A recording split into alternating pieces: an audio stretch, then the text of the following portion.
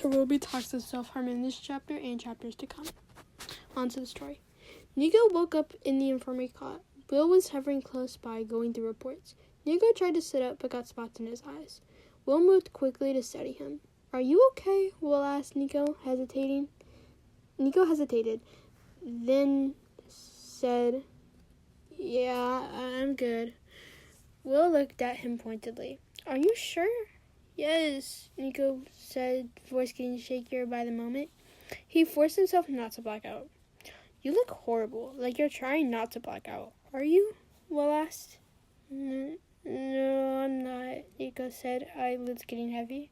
"Take off your jacket, Nico," Will said. Nico shook his head slowly, then went from the pain. "Take it off," Will said firmly. Nico took it off unsteadily. "Good," Will said.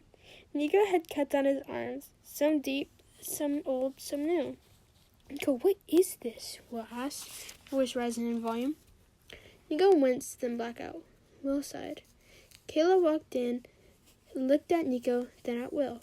"He's a tough one, isn't he?" Kayla asked. "Yeah," Will answered. "You'll get him soon," Kayla said reassuringly. "Maybe," Will muttered almost to himself. Will looked at the wear cuts on his shoulders, then at his arms, covered in cuts. "I hope he didn't make these," Will whispered. Kayla started rounds around the infirmary, but it was done quickly because there were 3 kids, not counting Nico. A kid from the Aries cabin who had broken an arm sparring, a kid from the Hypnos cabin who had fell off the top bunk because of sleepwalking, and a kid from Hebe's who got injured by the death maze made by Harley from the Hephaestus cabin. Then there was Nico. He was stirring again, trying to find his jacket. Will grabbed it before Nico could. Something fell out of the pocket. Was that a pocket knife? It was. Nico hates fighting with knives. Then why was it bloody? Then Will realized it was Nico's blood. Will almost cried, but he looked up and saw Nico looking down. Will asked knowingly, "Where's the blood from?" Nico pointed at himself. "Why?"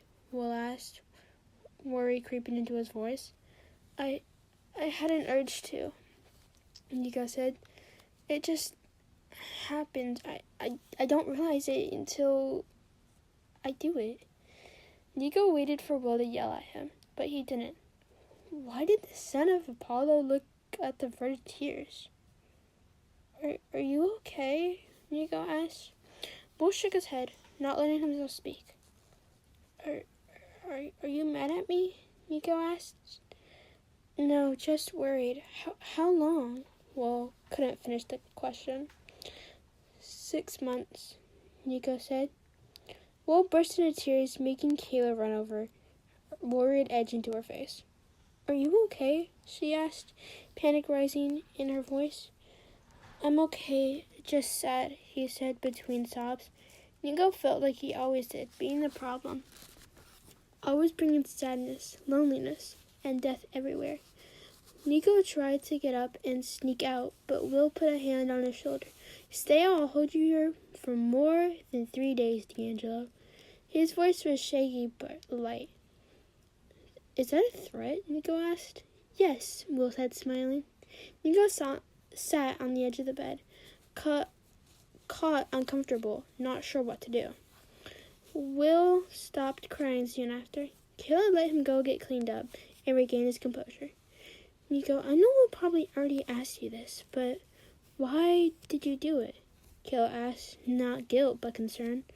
"I just have an urge and don't realize what I'm doing until it's done," Nico said, looking down. "I'm sorry. I just caused problems. I should stay right where you are?" "Good," Will said, walking into the room. "You aren't moving unless me, Kayla, or Austin tell you otherwise," Will said, stern but not mean. That concludes chapter 1.